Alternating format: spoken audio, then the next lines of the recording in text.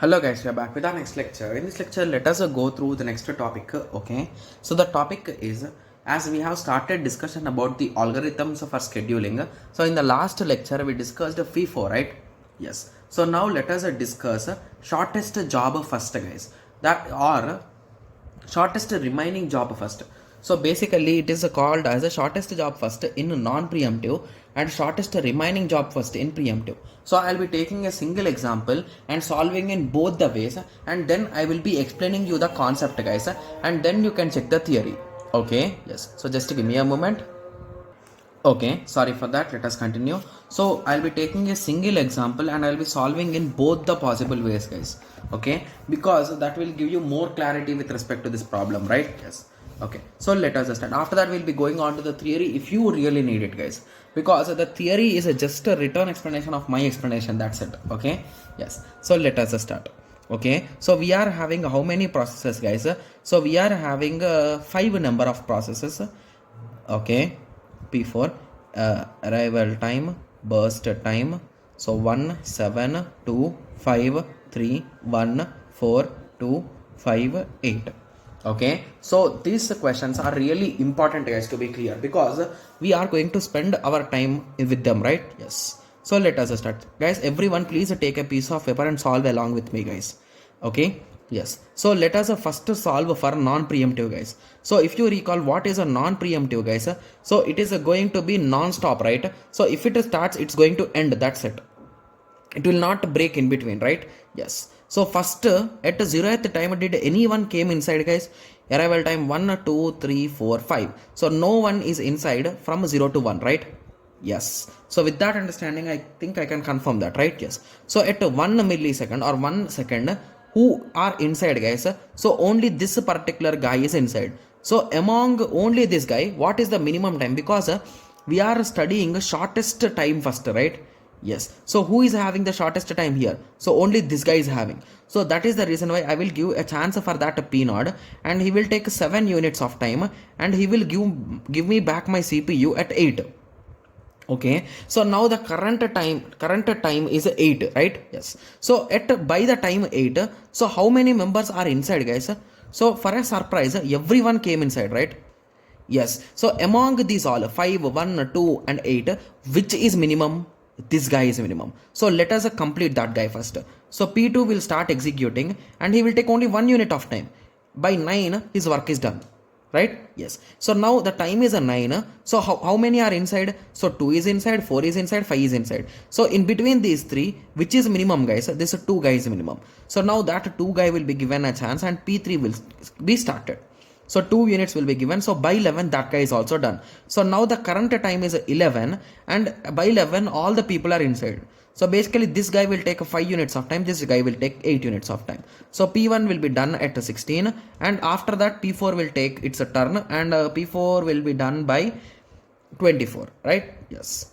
Okay. So if you calculate the total power, I think we will be getting 23, and this is a 1.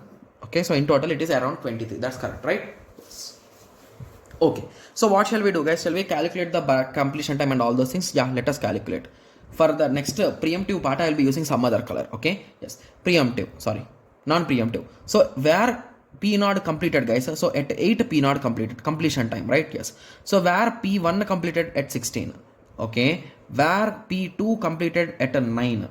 Okay, where P3 completed at 11. Where P4 completed at a 24. So that is the completion time, right? Yes. So now coming to turn around time. So turn around time is nothing but a completion time minus arrival time, which is 7, 14, 6, 7, right? Yeah. After that 24 minus 5 is a 19. Okay. So the next thing is a wait time. So wait time is a nothing but a turnaround time minus a burst time. Okay. So 7 minus 7, 0. 14 minus 7, 9. 6 minus 1, 5. 7 minus 2, 5. 19 minus 8, 11. Okay. So we have calculated these values successfully without any issue, right? So now let me take blue color. Okay, so this is a non-preemptive. So what is the thing with respect to non-preemptive, guys? It is like non-stop bus. So once this first guy got the chance, he executed continuously for 9 seconds, right? He did not even think of these other people, because at 3 seconds this one guy came. So if he gave chance for that one guy, that could be really great, right? So that is what preemptive will do, guys. Okay, so preemptive. So preemptive is nothing but the shortest remaining time first, guys. So the name of that algorithm is, you will understand the name as we solve it. Okay, yes. So please concentrate, guys. I don't know how many people have solved it along with me, but I request you to solve this particular thing along with me, guys, because if you don't solve with me, it will be really tough for you in runtime, guys. Okay, yes. So from 0 to 1, is there any chance? No, it's empty. Okay, so now moving on to 1 second. So at first second, who came inside, guys? So this p node came inside. Okay, so here we are having a chance of a stopping, right? Yes. So at a p node came first. So its a total time is 7 units, right?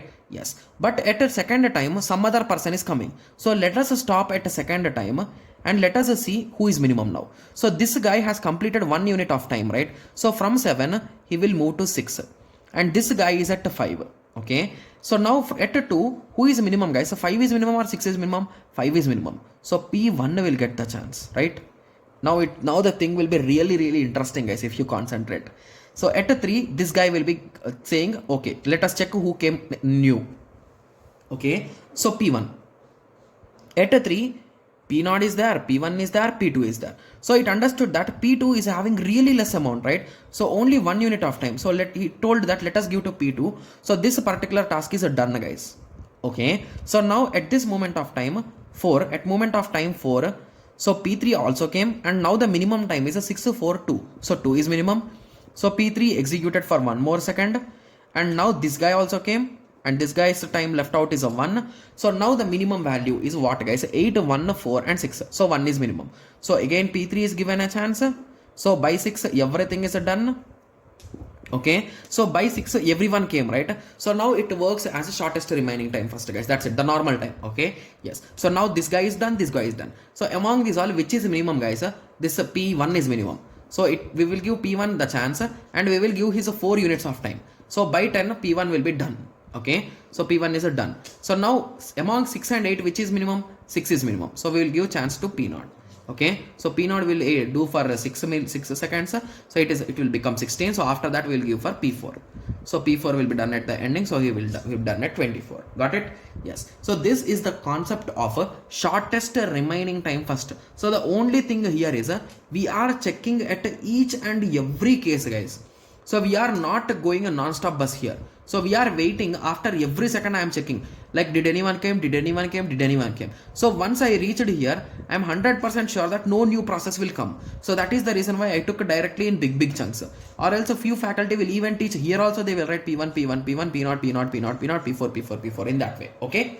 Yes. So now you got a clear idea of the difference, right, between non-preemptive and preemptive. So let us compare these values also. Okay, so when did P4 complete, guys? At 24. When did P0 complete? At 16. So always come in the reverse order, guys. Okay, at 16 P0 completed, P1 completed at 10. Okay, P3 completed at 6. Okay, similarly, what else is left, guys? P2. So P2 completed at 4. So these are the values for completion time for preemptive, guys. That is shortest remaining time first. Okay, and when it comes to turnaround time, so for this the formula will be better, right? Yes. Okay, 16 minus 1 15, 10 minus 2 8, 1. Okay, 4 minus 3 is 1, 6 minus 4 2.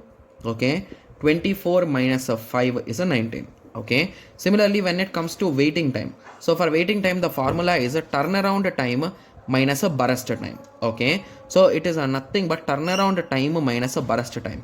So 15 minus 7 is 8, 3, 0, 0, 11. So now we got the answers. So if you want, we can directly calculate them, right? So completion time. So 8 plus 16 plus 9 plus 11 plus 24. So the result is a 68. Okay, and once I divide it by 5, we gonna get what, guys? 13.6.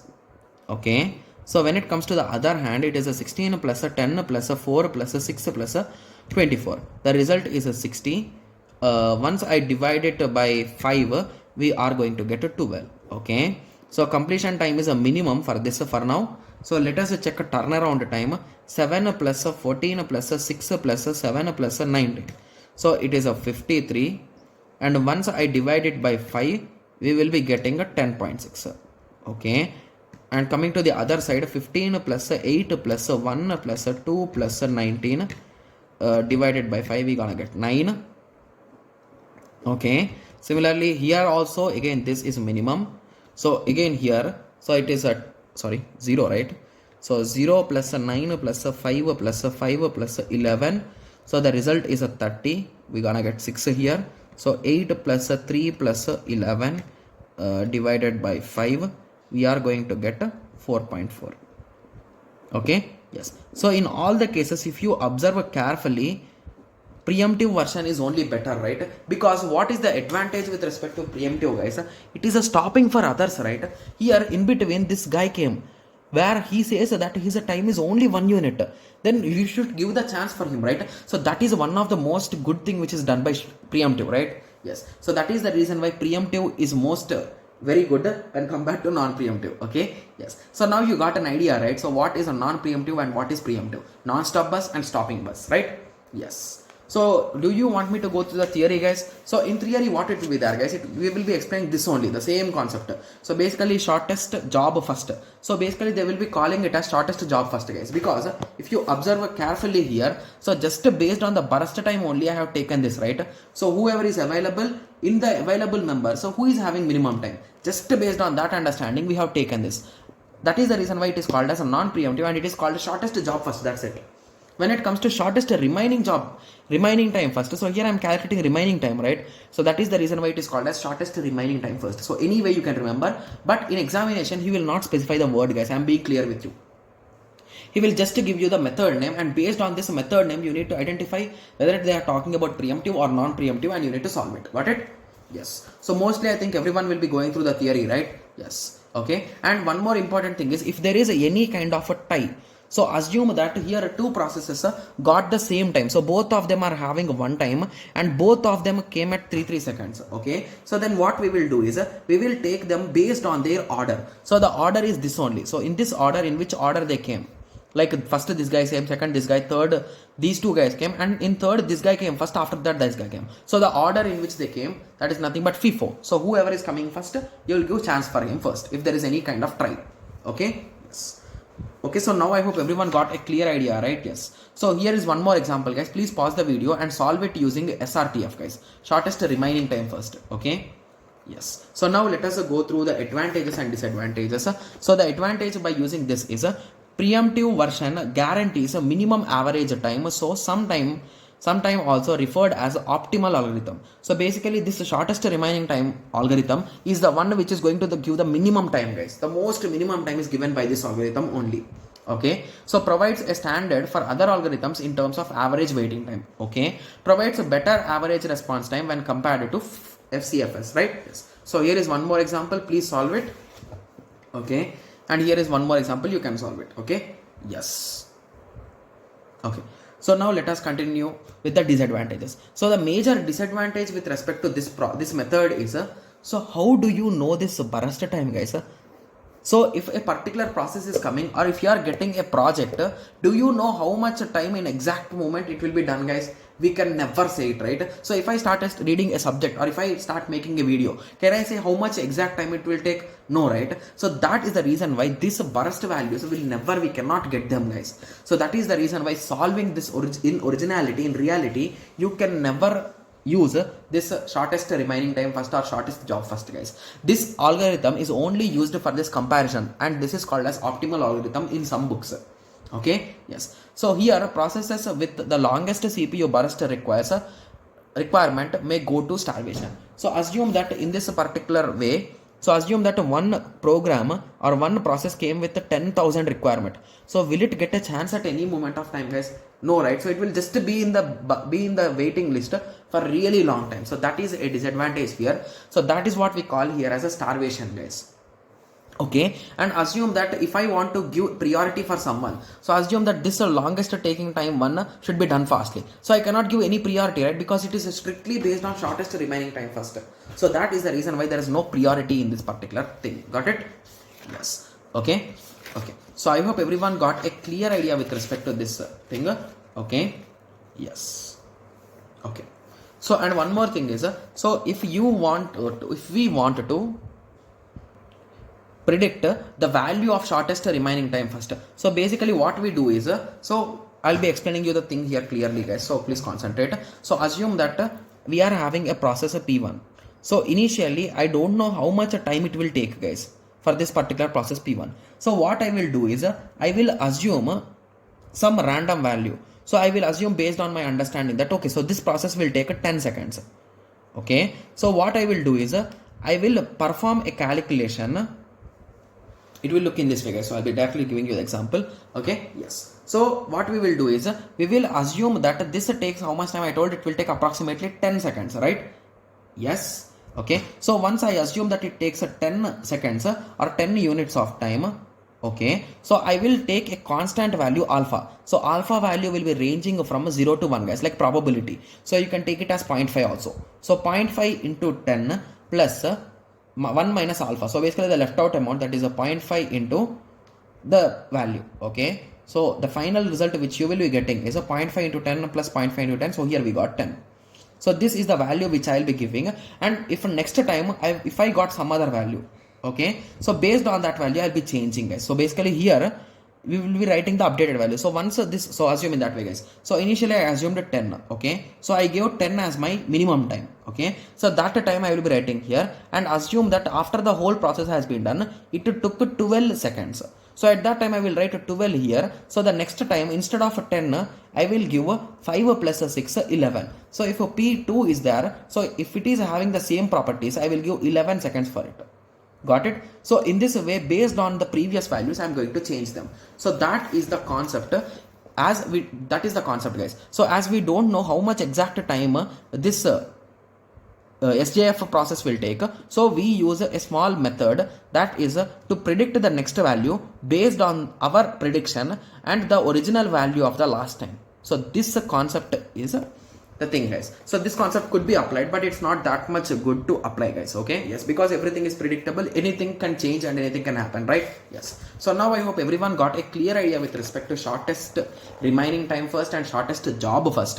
So in the next lecture, let us continue with the priority scheduling guys. Okay, yes. So let us meet in the next lecture. Thank you. Thanks for watching. Like, share and subscribe for more awesome videos like this. Thank you.